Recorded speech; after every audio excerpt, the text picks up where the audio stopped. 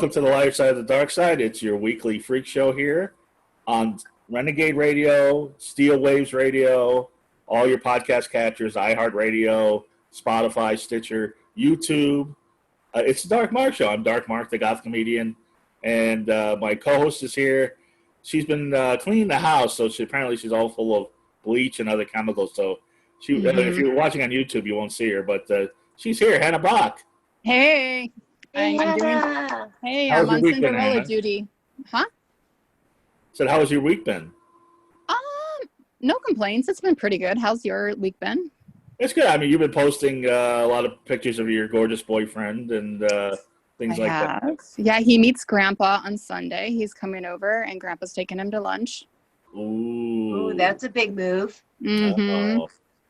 If Grandpa doesn't like him, are you going to kick him to the curb? Nah, Grandpa will like him. Okay, Grandpa will like him. Well, we have, just the stars we've been having lately. This is a big star. I had her on my show 6 years ago, and boy, was that not my finest hour for many reasons. But this is going to be a lot better. We're already talking. We're already she's already told us so many great things off the air that we can't say on the air. She's a legend. She's beautiful. She's one of the sweetest people you've ever met. Triple X legend, and also star of such films as Young Guns 2, 31, Devil's Rejects, and she sells arts. She's got her own website, and she's about to start a new podcast, I believe. Ginger Lynn. Welcome me to the show. Woo! By the way, 31 is one of my favorite movies. Awesome. I've seen it really? about 6 times, yes. Oh, and you know what? The script was so amazing. And one of the wonderful things that working with Rob Zombie is he lets his actors improv. So we did the scene several times as written, and then Rob just let us go. We have about 30 minutes of uncut, on the floor scenery or shootage film that we shot. And they had such a long film that they had to edit it down. So I went from being Doomhead's girlfriend to his fuck. So as for me, for my character, it was a big letdown. It's a good movie, but I have so much more footage that's better that's left on the cutting room floor that it's a bit of a disappointment. Aww. Well, that's what I was going to ask you, Ginger, because you've been in 2 Rob Zombie movies, Devil's Rejects and 31, and both of them basically you're naked fucking a homicidal maniac. Yeah, I guess I'm getting a little stereotyped by Rob. Is this Rob's idea? I mean, it's like, have I got a role for you?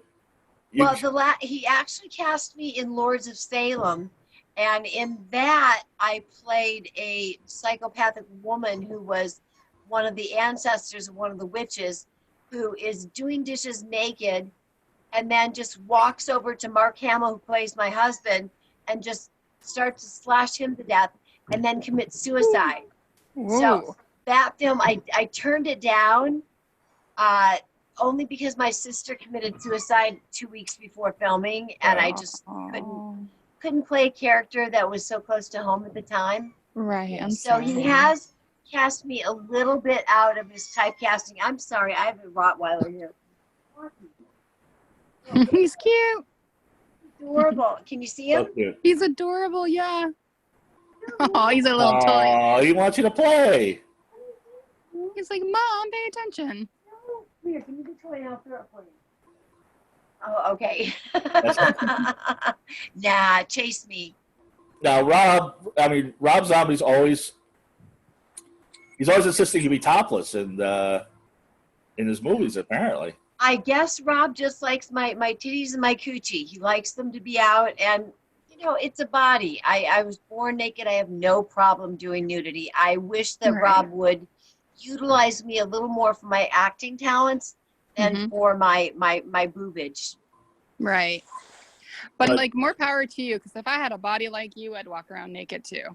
So. Oh, you're so sweet. I do walk around naked a lot. Yeah. And Hannah's body's not shabby either. That's she's modest, but no, I can see by your photos that you're pretty hot. Thank you. So I have a question for you. Jeff Daniel Phillips is like one of my major crushes. What's it like to work with him? He was one of the sweetest men that I've ever met. Just a doll. We didn't have any scenes together, but we ended up signing autographs at several conventions together. Yeah. And just a super nice guy. He is super nice. I met him at a convention, just walking around, and he saw me get all excited, and then he walked over to me and tapped me on the shoulder. Aw, see, he's just a sweetheart. Mm-hmm. And what was it like? I was going to say acting with Sid Haig, but writing him and having him insult you. Working with Sid was amazing. And when we started that shoot, 2 weeks before filming, I'm a martial artist, and I tore my ACL, my MCL, and my meniscus in my left leg. Ugh. So we had to call Rob and tell him Ginger can't run. That's all my agent said was Ginger's not able to run. Not realizing that I was on crutches with a cast from my thigh to my leg, my ankle. So the way that I met Sid was lying on the bed. The set was very small, and they had to carry me into the set and plop me down on top of Sid. Now, I'm not wearing any panties. Sid's wearing his dirty, stained, set underwear. Yeah.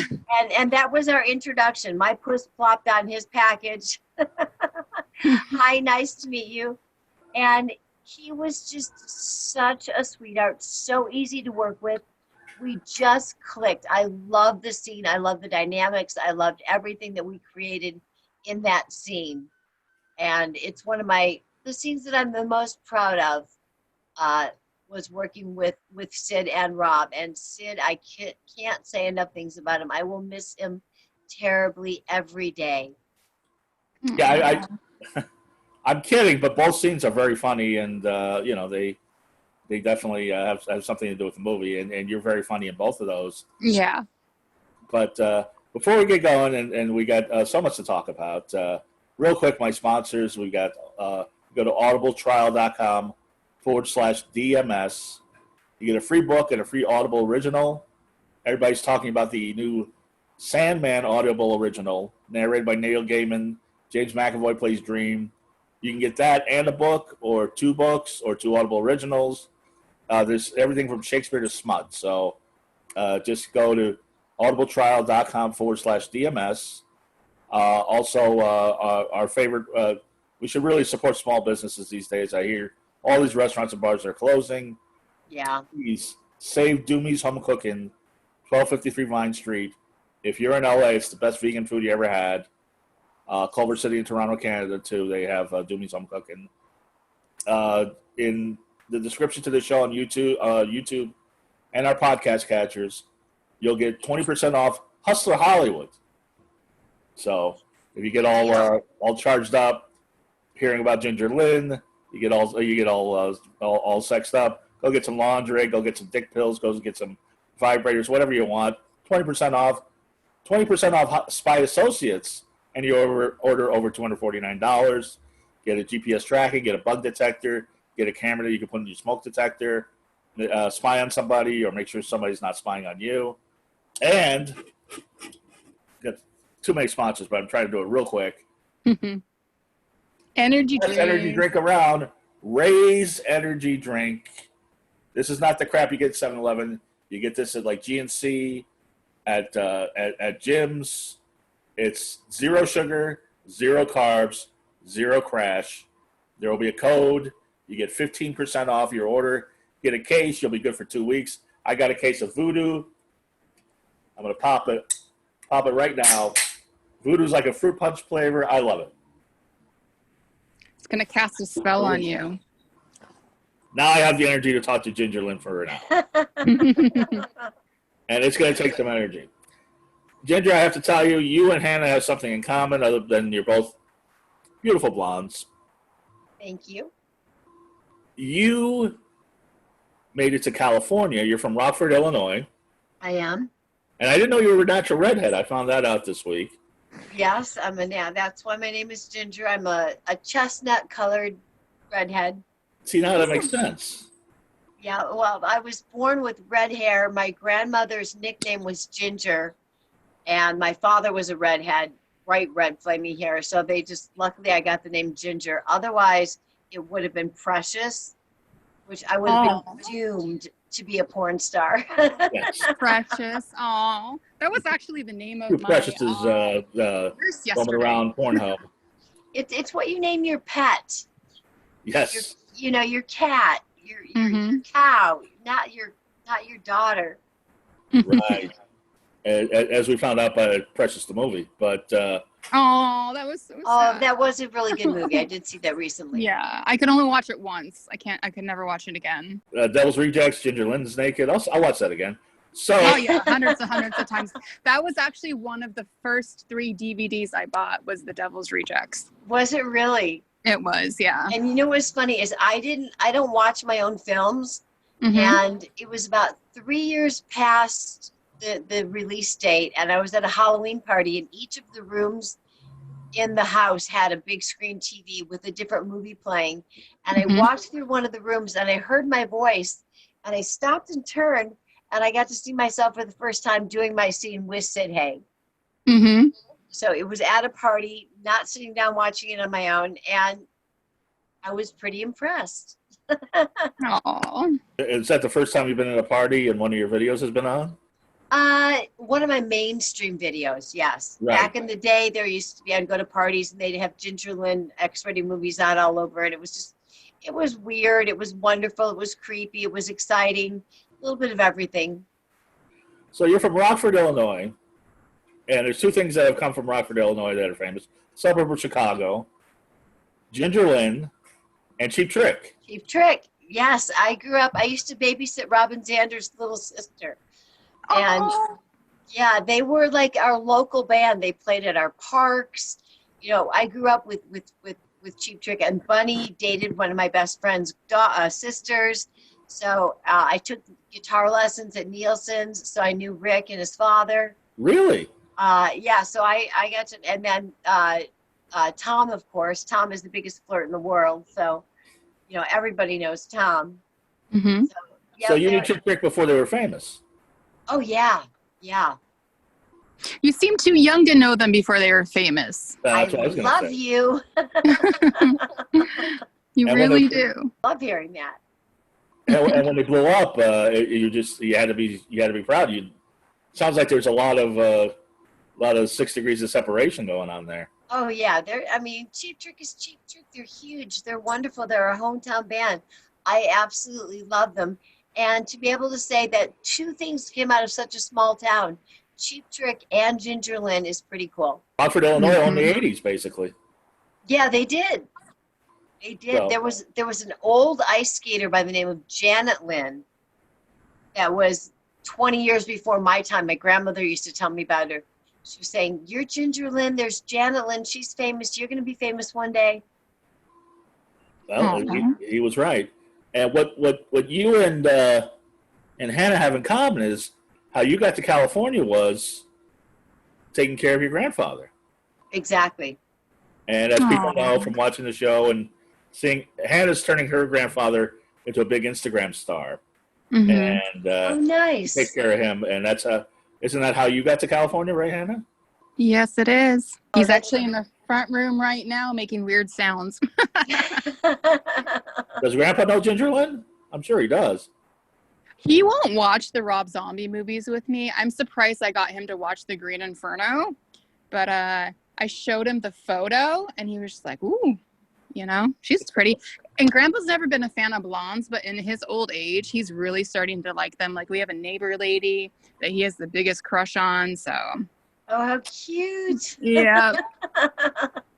So all this started in such a cute, not a cute, it's actually unfortunate that he had health problems, but such an innocent way of you just coming out to help your grandfather and your grandmother when he was sick. You're Yeah, so sweet. It was just, my grandfather was my hero. He put me up on a pedestal, always believed in me, was always encouraging and loving and warm and kind, and just this great guy. And so when he became ill, I flew out right away, and they had hoped that I would be able to help him want to live again. But unfortunately, he was just too far gone, so he didn't make it. But when my grandfather's body was flown back to Illinois, my grandmother went back. I just stayed. I lived in a trailer park in Redlands, California, in a 5th wheel trailer. with 2 cats that I was deathly allergic to. And I'd wake up every morning with my eyes swollen like this. And I was managing the Musicland stores. And that's when I answered the ad in the Orange County paper to get into the adult film industry because I just wasn't making it. Aww. That fateful ad. And you went to this guy's office, and what was his name? I know I've Jim South was the agent's name, and what Jim would do is he brought the girls in, and there was a little back room with plaid, the brown and beige plaid carpet, and then the fake wood walls, and there was this big wicker chair in the corner. And what you had to do was stand there and take a series of 5 or 6 nude Polaroids, and then your picture went into this little book. It was a 3-ring binder, and people would go through and look at the new girls. So the first day that I was in there, a photographer by the name of Stephen Hicks saw me and wanted to shoot me for Penthouse. I was so excited. I was like, yes, Penthouse.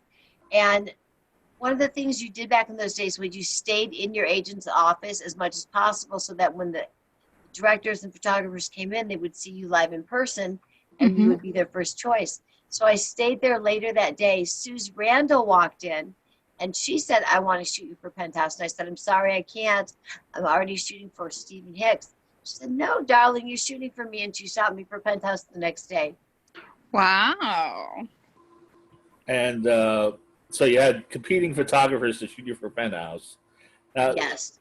It's funny because I've seen interviews with Jim, and he seems like a grandfatherly type too. I mean, obviously he's older now, but he doesn't. He's got a weird energy about him, in that he doesn't come off as sleazy at all. No, he's not sleazy. He reminds me of Grandpa Elvis. Right. You know, because he had those sideburns and he had that little southern drawl, and he was always looking out for the girls.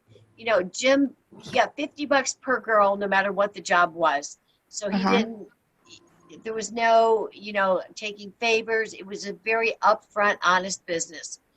Any girl that he booked, the fee was $50, and then we were paid our money on top of that. Right. He seemed very, very fatherly, and so you became. I love Jim. Yeah.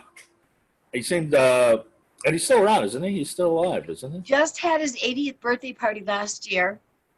Oh, I can imagine the girls at that party. Unfortunately, I wasn't able to make it. I had just returned from a trip to LA, and I would have had to do an immediate turnaround. So unfortunately, I didn't make it. But yeah, I'm assuming it was one of those wild parties. I mean, everybody showed up that could show up. Right. But you became very quickly. It's funny because for being the legendary porn star that you are, and I tell people that you're on my show, they're very excited. There's something about the name Ginger Lynn that just it evokes a reaction. You only did porn in the 80s for a little over 2 years. I did 2 years and 3 months. I think you have a lot of people that are going to tune in just because of the porn and the Rob Zombie films. It's just going to be a big hit, I think, this podcast.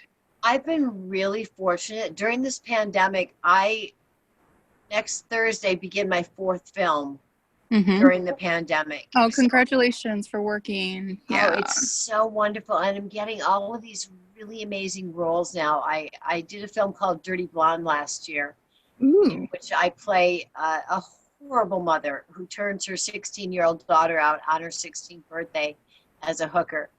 And it's a very deep, intense movie. And it went to different film festivals. And at, I can't think of the name of the first run film festival, of all of the films that were submitted, I won Best Supporting Actress for every film that was made. I love the horror genre. I absolutely love it. I just finished a film with Melissa Rose and Dave Sheridan, which was wonderful. And then the next film I've got coming up is with Andy Dick. Oh, I good know. luck. He's a handful. You better watch out on that one. Well, I'm not too worried. My character, Francine, is a foul-mouthed, dirty old grandma. She's just disgusting. The makeup, they aged me 30 years. Oh, no. Really creepy. And it was so much fun. but I'm just getting offered these roles that are meaty, Mm-hmm. and it's at an odd age in my career. You know, I'm not the ingenue. I've been past that for a long time, and then I was in that in between phase, and now I'm kind of where they're playing me as the villain in a lot of the films. Good. Oh, that's got to be fun. So much fun. It was a shock to see myself looking 87 years old, though. Like, I'm an 87-year-old villain. Like, you see, you're very versatile and you can play everything, which is amazing. And that's really hard to find in actresses. Usually they just kind of stick with one role. Oh God, no. I the more of a challenge, the more different than it is for me, the more I delve into it. It's easier for me to play someone else than to be myself. I totally immerse myself in the character, and I just play it to the hilt and have the best time ever. Yeah, Well, I like you speaking of become that that person for that short period of time. Absolutely. Yeah. Absolutely. speaking So, of that, I've our friend filmmaker Dustin Ferguson wants to work with you, and we'll talk about that out of the air. He directed Amityville Clown House, Meat Hook Massacre. He directed horror movies, so I'll talk to you off the air about that. We'll see. Hopefully, hook me up. I'm available. Okay, well then we'll definitely get you in touch with him. But like you say, you did just over 2 years. Apparently 69 movies, which I find hard to believe, but okay. No joke. Now, those are 69 actual movies. Those are not compilations. Those are not, you know, they took a scene and made another movie out of it. These are 69 actual films. This is back when we made films. And did you intentionally stop at 69? It wasn't intentional. I woke up one day and just decided I didn't want to do porn anymore. I was on my 65th. I just finished my 67th film, and I had 2 more to do under contract. And because I'm a woman of my word, when I told them that I would finish my contract, I did. So it turned out to be 69 films. Wow. And why do you think those films made such a historic impact on porn? You know, the only thing I can attribute it to is I love what I do. I love sex. I love my partners. I love performing. I love being in front of the camera. I love the process of everybody involved putting their expertise in and creating this entire wonderful project. Well, also it was timed just about exactly right when video came out. So, well, my first year was, you know, I started in December of '83, so '84 was when video was coming out, and so late in '84 I signed a contract with Vivid to do video only for them, but I was still allowed to do feature films for other companies. So out of those 69 films, over 40 of them were shot on films with big scripts, big budgets. I was in it at just the most amazing, perfect time that you could be in the adult film industry. It was back when we had red carpets and we had champagne on the set and artichokes and M&Ms and caterers, and you know, the makeup artists were there for you the whole time you were there on the set. It's just a whole different ball game today. But it's really also where stars really were made. I mean, you know, Deep Throat was a big thing in the 70s. I don't think Linda Lovelace herself was as big a star as you were. No, but she had you know, the Deep Throat. Yeah. So yeah, it was sometimes the film carries the actor, sometimes the actor carries the film. And with me, I don't know if I would consider that I carried the films, but I know that they put me on most of my box covers. Well, I would say you carried the films, and you know, and most of the films were named Ginger this, Ginger that, Ginger, Blame It on Ginger. Ginger on the Rocks, Ginger Sex Asylum, Just Ginger, Gentlemen Prefer Ginger, I Dream of Ginger. Yeah. Well, I love that you did parodies too. You were in Pink Lagoon. You were in I Dream of Ginger. You were I'm in The Poonies. The Poonies. Beverly Hills Cox. Right. Awesome. Yeah, there were a lot of them that they took the names from. And when I first started doing mainstream, I needed credits on my resume. So I wrote that I was in the Goonies. I wrote that I was in Blame It on Rio.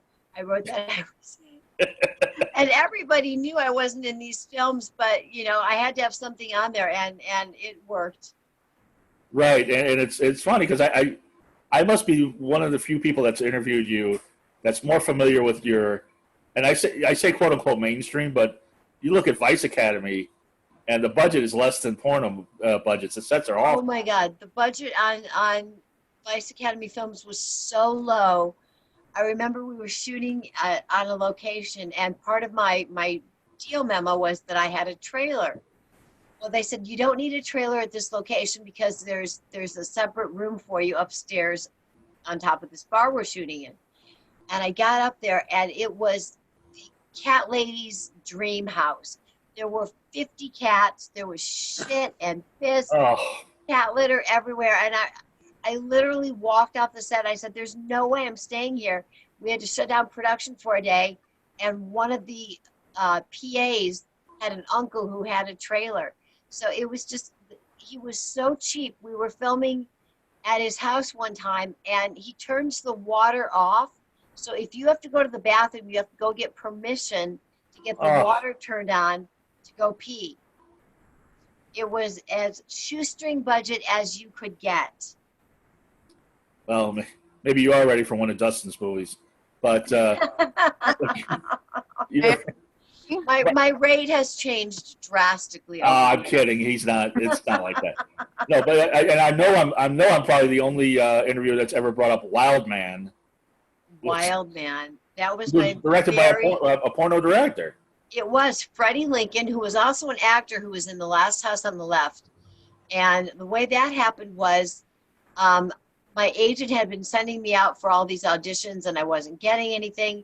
And so I started going through the Hollywood Reporter, and I found there was an independent film being made. So I went and auditioned, had a second call back, had a third call back, and on that third call back, I was sitting at a big table with about 10 people, and in walks Freddie Lincoln, and I'm like, "What are you doing here?" He said, "I'm directing the film. What are you doing here?" I said, "I'm up for this role in your movie." And it was just a match made in heaven. I never worked for Freddie as a porn director, but I knew of him, and we became best friends. Our children hung out. We took road trips together. Just a really, really good guy. What do you think? Why do you think you have that appeal? Why do you think people really look back on your porn career? Why do you think it was so legendary? Is it the people that you work with? Is it you? Is it the time? Is it? You know, the only thing that I can really attribute it to is the fact that I loved what I did. I was passionate about every single scene. I was into the partner that I was performing with. And a lot of times women walk in and they will perform an act, but they're performing. I was actually enjoying myself. And I think that came across on film. You know, half the time I'm filming, I'm laughing because I'm having so much fun. The other half, I've got an orgasm going on. And I think just my general attitude, enthusiasm, and passion came across on film. And I was one of the very first women in the industry who wasn't threatening to other women. I don't come across as, you know, if you're watching a Ginger Lynn movie, the woman is not usually getting jealous. More so than anything, the woman would say, "Well, you know what? Ginger Lynn looks like she likes it in the butt. Let's try that." and you do like it in the butt. I do. I like it. I didn't do anything I didn't enjoy. That's good. Did you ever fake orgasms though? I'd say about 80% of them were real. You do have the occasional time when you just got a partner who just isn't there that day mentally, right. Or you have sex with your partner, and sometimes it's 1,000, and sometimes you're like a 2. So right. there were times that the scenes just the passion wasn't there, but 80% of the time they were real orgasms. Okay, that's with John Holmes. 80%. John Holmes was a challenge because one of the ways that I would always guarantee that I would achieve an orgasm was to ride someone cowgirl so that I could be on top and use my clit to grind against their pelvic bone. Well, John's dick was so big that I couldn't get it all the way inside of me, so I couldn't use that. So I had to use my hands, but just the sheer size made an orgasm much easier. You know, he hit your G-spot, he hit the bottom, he hit everything, and it was so big that it would rub up against your clit as you were doing it. So with John, out of the 5 films or 6 films what I did with him, I think I faked an orgasm 1 time. Okay. Hannah's taking notes. This is why I would be afraid to date a porn star. And I dated webcam girls, and I actually went out on a date with a porn star, but I'd be afraid just because you're so used to, I mean, I can't compare to John Holmes. Yeah, how do you compare to that? There's not a comparison. The thing is, for me personally, my favorite size penis is average. I'm like a 6 to 7 inch girl. I'm with you. That's my favorite. I can take it in my mouth, down my throat, in my pussy, in my ass, both you said hands. 7 inches is average? Average, 6 is average to me. Okay. Yeah, that's and hurt. It's perfect. Yeah, more than that, you're like, gonna get. Yeah, it's too big. You're gonna get raw. It's gonna get sore. There's just, it's a novelty. It's something fun. It's like me with big boobs. I prefer average titties. Yeah. I don't like not small, not big, just nice, normal titties. And when I'm with somebody with giant titties, you tend to focus just on those. And you've never, as far as I know, you've never had plastic surgery. Nope. I don't have Botox. I don't have lip injections. I have my real tits. I'm an all natural girl. That's what I was looking at when you first appeared on camera, because I don't have any cosmetic surgery yet, and I want my lips done and everything, but I'm looking at you and you're just so beautiful and you're natural, and now I'm like, maybe I shouldn't do it. You are so beautiful. If it makes you feel more comfortable, go for it. My fear has always been that, okay, I've already got good stuff. If I go messing with it, I've seen so many botched up jobs. Like on the show Botch. Yeah, and I've got good stuff going on. I don't want to take a risk of fucking it up. Right. Everything is so cute. Your big, pretty eyes, and it just all matches. I'm very comfortable with who I am, with my body, with my personality, with just who I am. I love that. That's good. Well, good. Finally, we got a guest on here that discourages Hannah from getting plastic surgery. Finally, I've been telling you for the whole time you've been my co-host for 2 years, you don't need it. You're beautiful, and now Ginger Lynn says it, so it is so. Okay, back to the porn talk. Okay, so I'm gonna end a story I never talked about since you brought up dating a porn star. So I went to Slater twice, and my first time I actually went on a date with a porn star, but now he works behind the camera. And we were talking, and I thought he was going to be like this wild, sexual creature. And he says he likes home sex, where it's just normal at home, nothing kinky, nothing wild. And I was actually pretty shocked. Yeah, I dated a couple porn stars, and it didn't turn out so well. The reason, the last one I dated was someone by the name of Mark Davis. And what happened was I was not filming. I'd retired, and he would not have sex with me. It was always, I've got to save my fluids. I'm working tomorrow. I'm working tomorrow. And so I didn't get sex because he would save his fluids for film. And that was the prompt for my second comeback, was because I wasn't getting sex at home. So I was wondering about that, because you made 2 comebacks. One in 99 and one in, 2006. 2006. Yeah. And the 91 comeback was amazing, or 99 comeback was amazing. It was from VCA. They treated me like royalty. I made $50,000 per film. It was just, it was the big time. It was wonderful. And then I took a couple years off, started dating a porn star, decided to make a comeback, and it was horrible. Everything had been reduced to scenes, and there was no connection between the actors, the performers. There was no passion. There was no lead up. There was no turn on. It was just wham, bam, thank you, ma'am. And in order of, okay, you're going to start in doggy, you're going to finish in missionary.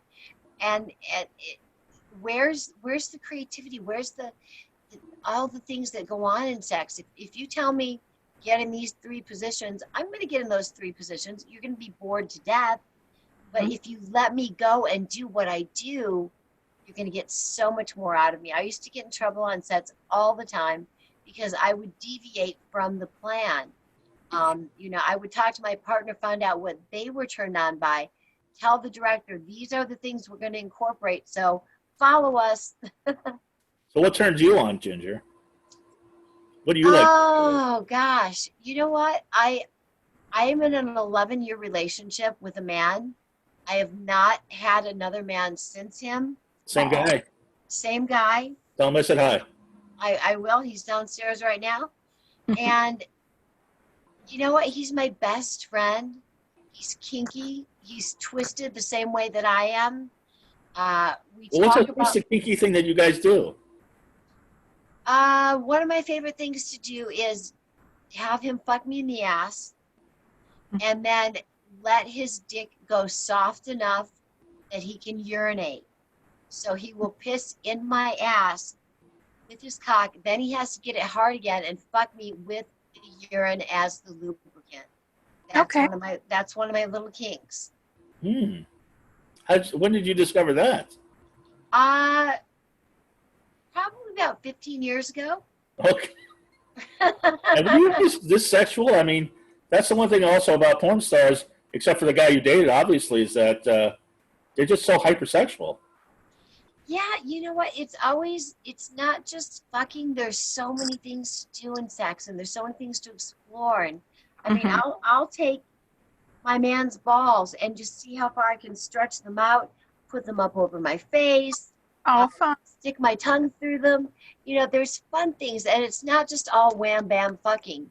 There's so many different things to explore and smell and taste and touch and feel and just experience. Well, I know what Hannah's going to do after her boyfriend meets Grandpa. He's stretching his balls, but last time you were on the show, you said that you shoved your high heel up Billy Idol's ass. I did. Hear this story. Tell me. Well, that's awesome. I had a girlfriend over we were both at Billy's house, and we were dancing for him on one of his tables, and I had on these floral sewn high heels. They were beautiful. And Billy just said, I want you to fuck me up the ass with your high heel. And so I took my shoe off and just fucked him in the ass with my high heel. Ruined my shoes. Aww. Very sad, but it was so kinky and so dirty and so fucked up. It was wonderful. So he's bent over at the party. So what? He's bent over at this party, Billy Idol. Yes. And you're shoving your high heel in him. Yes. And I'm not sure how he ruined them. I don't know if I want to know, but... how he ruined them. The shoes were a beige with red flowers. Oh! Did he even offer to pay to buy you a new pair? You know what? We were so caught up in the moment, none of us really cared. It was not that big of a deal. I bet you could have sold them on. There may have been cocaine involved. Of course. There may have been. Neither confirm nor deny. And of course, the other thing, last time you were on that I didn't follow up on, because I went on Who's Dated Who, and you debunked a couple things, but you did admit, obviously, everybody knows about your long-term relationship with Charlie Sheen. Right. Ooh, I want to hear. Well, we're going to talk about that in a second. Okay. But you also had sex with Lou Diamond Phillips and Christian Slater. I did. I didn't tie that all together. Of the young guns, you fucked at least 3?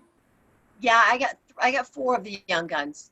Was it Kiefer was the other one, or who? I promised not to say who the other one was. Okay, so that's a yes. But so was that all on the set, or is this? You know what? It was I did Christian first, and we just hit it off on the set and ended up going back to his room. I tied him with his belt to the bedpost and just took advantage of him all night. It was wild and nasty and fun, and he was not used to a girl being in charge. So we had an absolute blast.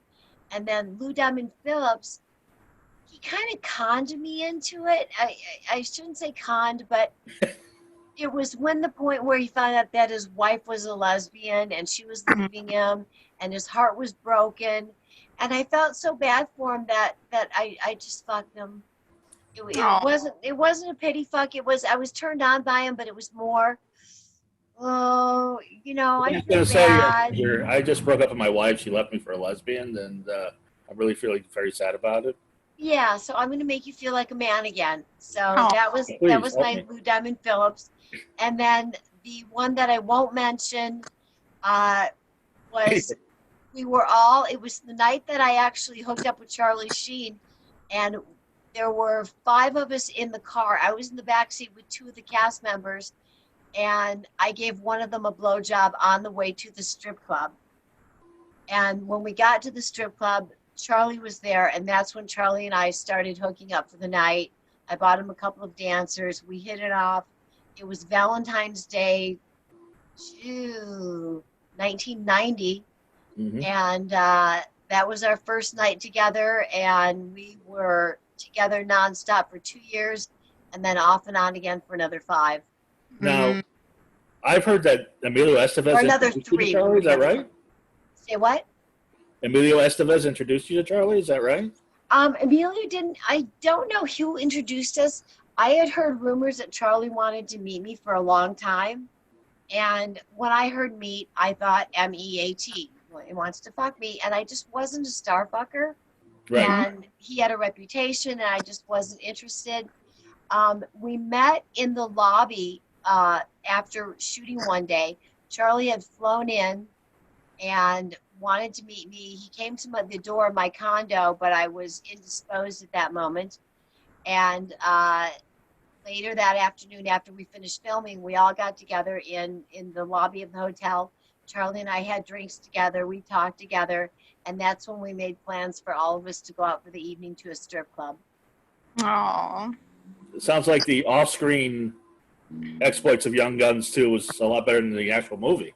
The off-screens were pretty. I had the opportunity I could have banged the whole set if I wanted to. Sure. And the stop by the whole. I mean, geez. Well, I had just broken up with my boyfriend the night before we were leaving. I had a boyfriend for 5 years, and for some reason, he had never watched my movies before, and he decided the night before I'm leaving to do Young Guns 2 to watch one of my movies. And there's a difference between your girlfriend being Ginger Lynn and never having seen her perform, and then seeing her on film. And he freaked out. He had me in the corner on the floor, yelling at me, calling me names, telling me I was never going to make it. I had my foot one side on one side of the fence, the other on the other side of the fence. Who was I fooling? Who was I going to make it? Who did I think I was that I was going to make it in Hollywood? And just berated me for 20 minutes. And I said, you know what? This is it. I'm done. I will not be judged by the person that I love, because you don't love me anymore if you're to the point where you're judging me. So I broke up with him that night. And so when I got on the set of Young Guns 2, after having been with the same boyfriend for years, I just let it go. Right. You had your fun, your breakout fun. Oh, I had my pick of the litter. It was it was the Young Guns. So Hannah, go ahead with your Charlie Sheen questions, because how's Charlie Sheen in bed? Charlie is an amazing lover. Is he? Okay. I figured. Nice dick? Is he what? Nice dick? Perfect. The exact perfect size. A little bit on the larger side for me, but it was perfect. Awesome. It worked very well. He was a very giving lover, very passionate lover.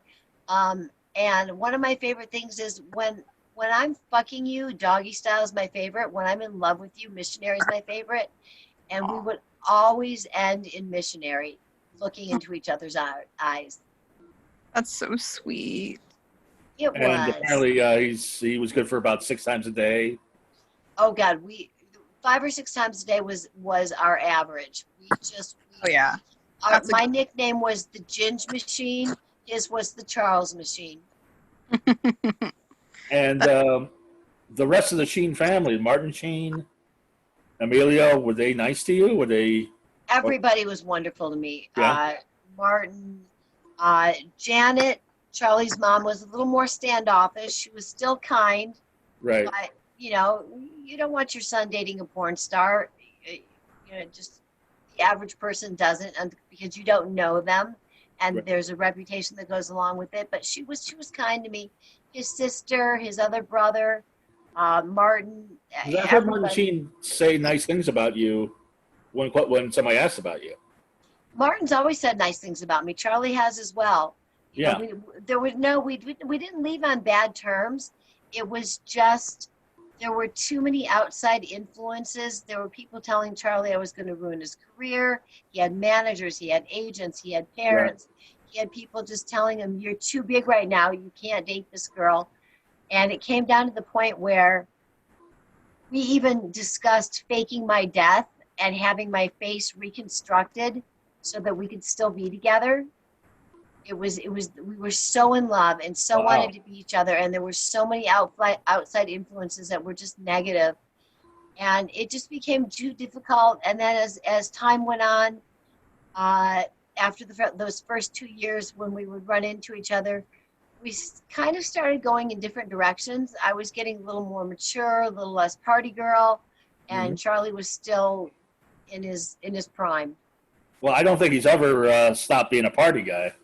I was trying to find a nice way to say that. Yes, which, unfortunately, I don't know. Have you been in contact with him since you found out he had HIV, or? No, we haven't spoken in 25 years. Wow. No, we just haven't. We've contacted each other through other people, but we have not spoken directly. And that's okay. That's okay. Yeah. We're still. I still consider him a friend. If you saw him in the street, there'd be no animosity. Oh God, no! There'd be the biggest hug ever, and I miss you, and I love you, and how are you, and how have you been? Oh. No, it would be beautiful. Unlike your nemesis, and I only have to ask you one thing about her, but Traci Lords. Yes. You said it's a cunt. I hate her, by the way. Yeah. And I hate her. Cunt is the word that I use for her, and I'm kind of ambivalent when I use that term because I love the word cunt, and I own it. I love that word. It's empowering. It is empowering, but when I use it towards Traci, it's a derogatory term, and I normally never use that word in a derogatory term. It's always yes. She was a manipulative cunt, is what you said last time. Yeah, that would describe her pretty well. Well, right. I could say that because I saw her on Wife Swap, and the way she treats her husband is absolute shit. And she lives like 4 blocks up the street from me. Oh, lucky you. Hannah's her neighbor, so she can egg her house after the show. Yeah, I'll do you a solid. Just put a little sugar in her gas tank. Okay. Or even better, take Jolly Ranchers, get them wet, and stick them on her window, and they'll melt, and you can't get them off. Ooh, I'll remember that. Melted Jolly Ranchers. But there's only 2 things I wanted to say, because last time you talked about how you auditioned for the movie Casino. Yes. With De Niro and Martin Scorsese. Yes. And it was down to you and Sharon Stone, and they renamed the character Ginger. They did. Now, I've heard the same story about Traci Lords. Yeah, I heard that story after mine came out years later. So there's a lot of things that were on my Wikipedia page that are taken down that are now on hers. Okay. And which is not to say she may have auditioned for it, but she may have. I don't know. I do know that it was down to me and Stone, and Traci's name was never mentioned. Right. And this was a 6-month process. This wasn't, a week or a 2-week period. This was a long time that I was in the running. So she may have auditioned, but she didn't get down to the last two people. Right. Okay. So I wanted to clear that up because you actually, you probably have, I've heard the NYPD Blue story, but you've probably been in auditions with her a few times. I've only auditioned with her one time, and that was for NYPD Blue. And tell that was the backstory on that, because that's, I'm surprised you didn't kill her.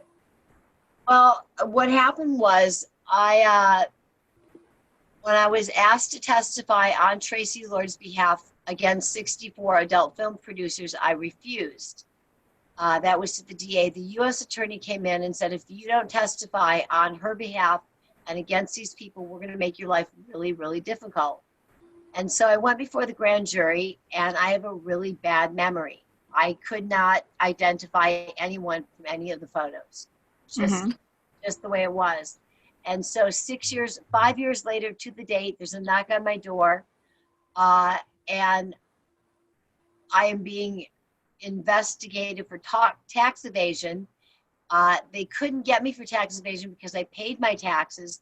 There was a $2,087.04 charge, not charge, but deposit that went into my bank account that did not have a 1099. It was not required that employers 1099 their employees at that time. And so what happened was I was facing, they charged me with willfully subscribing to a false tax return. They assumed that if there was that money in there without a 1099, I must have made other monies that weren't 1099 that I just kept. And so I was facing 6 years, 3 counts. I was found guilty on 1 count. I was facing 6 years in prison. Oh. Yeah, it was very, very scary. I received 750 hours of community service and drug testing. And up until the last 2 months of my 3-year probation, I was just fine. I went to Cannes for the film festival, ran into Charlie, and Here goes a drug test. And Charlie and I flew off to Vienna, which I did not have permission to go to. He was filming The Three Musketeers. And, you know, Kiefer was there and Chris, I can't think of Chris, Chris O'Donnell. And there was just the whole cast and crew of Three Musketeers. And so we were out and about a lot. We were racing go-karts. We were in public. We were partying. And I was wearing an engagement ring at the time that did not belong to Charlie. It was to someone else. So people in the media saw me with the ring on. The whole media went crazy. When I got back, there had been enough press about me being in Vienna with Charlie that my probation officer was waiting and ready to drug test me. I failed the drug test and spent 4 months and 17 days in federal prison. During 90 of those days, it was what they called a halfway house, which is where people who are coming from doing hard time. I was in with Margaret the murderer, Essie the arsonist, and I can't remember the girl's name that was the credit card fraud, but we had our little cottage. And I was allowed to leave every day to go work. So I had an audition for I didn't know what it was for. Went on the set, it was NYPD Blue. I walked onto the set, into the casting room, and Traci was sitting there with a script. I'm being picked up by my bodyguard from prison and being driven to the set. And I walk in, and yes, I fucked up. I did drugs, but none of this would have happened had Traci not been a cunt in the beginning and started the whole thing. So thing was, she was supposedly underage, but you doubt that. Nobody knew that. So, but you said that might not be true. I don't believe it. To tell you the truth, I still don't. I don't believe 90% of what she's written, what's been said about her. She's just an awful, nasty, nasty person. But when I read the script, I was so angry. There was one line in the script that said to Dennis Franz, "I want to lick your lollipop." And I I walked out to my car. I called my agent. And I said, I am not doing this scene. I am not going to say I want to lick your lollipop. And he said, get your ass back in there. Get the role. Then you turn it down. So when I went in, Traci Lords was already gone.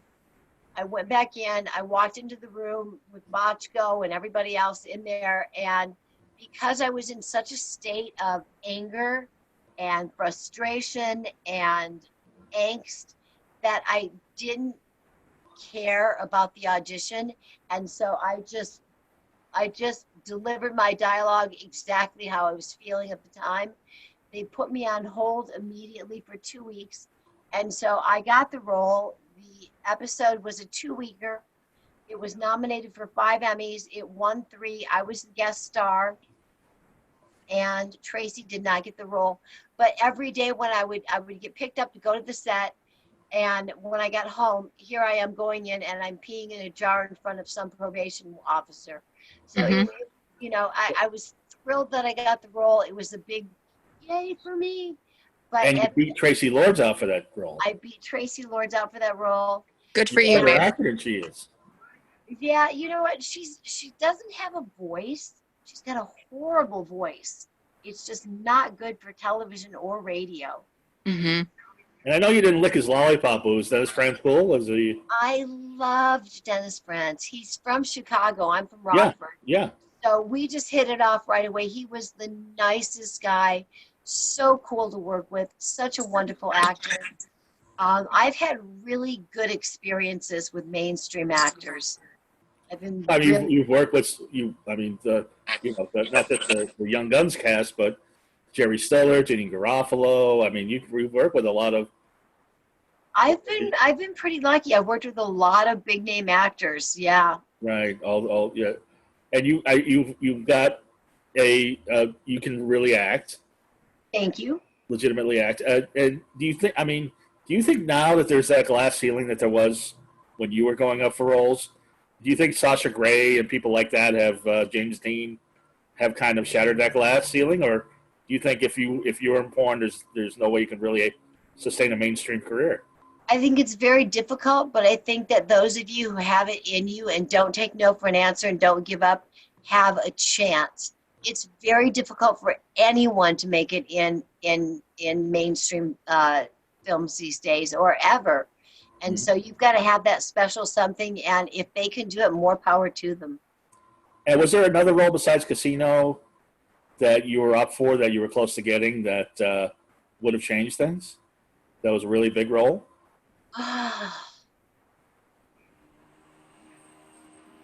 Not that comes to mind. Why, do you have something that comes to mind? And as much as I research, that's. I mean, I'm just trying. I don't know all the roles that you've auditioned for. I know I watched you in because I've been doing tireless research this week. I watched you, and it was only a small role, but you were in the movie Whore by Ken Russell. Yeah, Ken Russell's Whore. Which, if Hannah doesn't know and our viewers don't know, there are these weird English directors in the 70s and 80s that make these weird, very sexual, but very, very intelligent movies. And Ken Russell's one of those. He did The Who's Tommy. He did Women in Love, Lair of the White Worm. Lair of the White Worm, yeah. Right, and that was a step up from the Vice Academy motif. It was a step up, but it was not one of my best experiences, to tell you the truth. Ken Russell was shit-faced drunk the entire production. Karen Russell was drunk during the production. Teresa Russell. Teresa Russell, yes. And just the combo, I remember Ken yelling at me at one point. We were rehearsing a scene where I'm supposed to fly up against these shuttered doors and, make my way down. Well, in rehearsal, I'm not going to give it my all. I'm not going to throw myself at the door and bruise myself up. And he ripped me a new one and literally got up and showed me. He's like, this is how you do it. And he's throwing himself at the wall. And it was not a pleasant experience at all. Teresa was wonderful. Ken was very difficult to work with and not my favorite director. All right. Well, it kind of makes sense because almost every one of his movies, every actor looks like they're really on edge. Yeah, he keeps you on edge. Which I guess is his motif. But man, I mean, where does the time go? It's almost been an hour, but it's been over an hour. But a couple more questions for you. Okay. Because when we met, when you were doing your radio show at my old studio, Skid Row Studios, I didn't know you'd been doing radio for so long. You were on Sirius XM for a long time. Yeah, I did radio for 15 years. And you think my show's wild? The stuff you did on your show, insane. Well, my new show will be out. We launch on September 1st. And is this going to be as wild as Blame It on Ginger? It's going to be... It's even more so. I can't give too many details at this point, but we've got 21 episodes shot and in the can. We're back in the studio on the 1st and the 2nd to do our 2nd season, and we are ready to get up and going. And within the next week, you'll see things all over the place. We'll be doing our promos, but I'm just not at liberty to give you more information right now. Right, because, I mean, when you say it's wilder, I mean, there was squirting, people's genitals were shaved. I got a hand job from Nina Hartley. I mean, there was a lot of stuff that happened on your show. Yeah, there's no holes barred on our show. Right.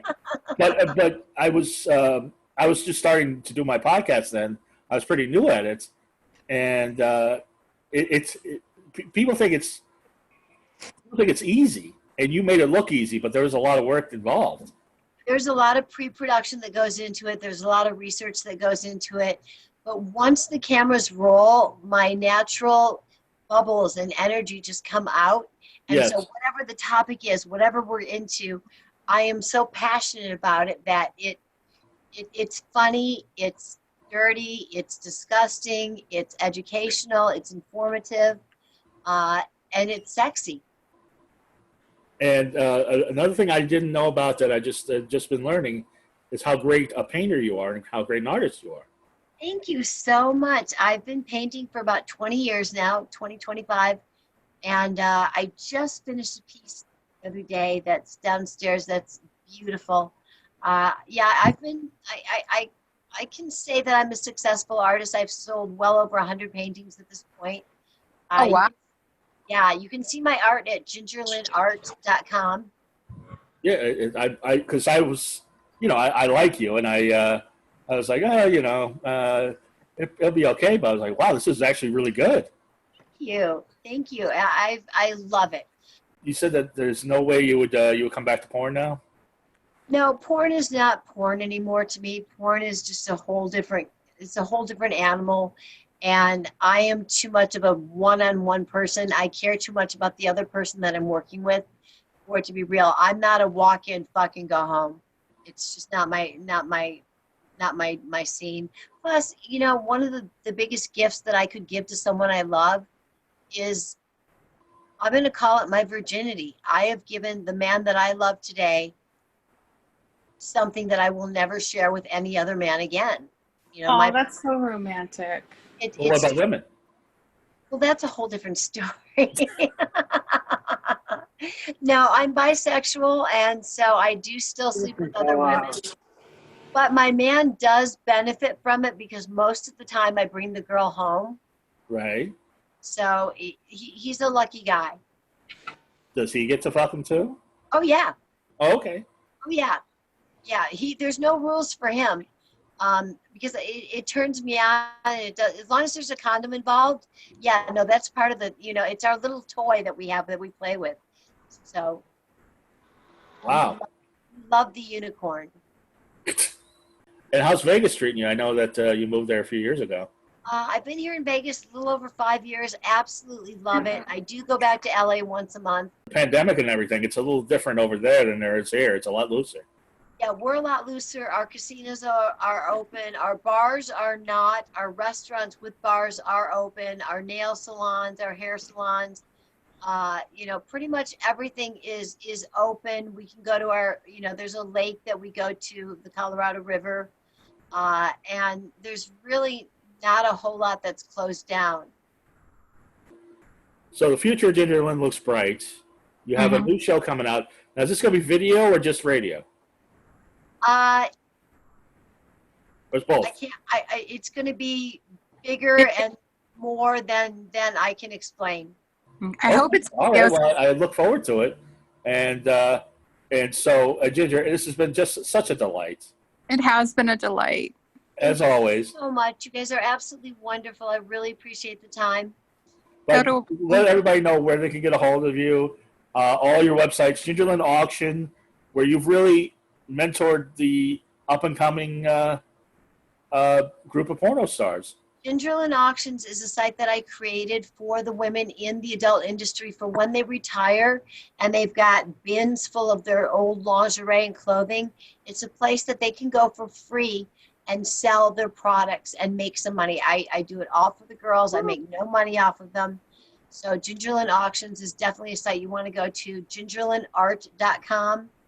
My Patreon page, OnlyFans. The easiest way to find me and where everything is located is go to my Twitter page, which is twitter.com/blame it on Ginger. Blame it on Ginger.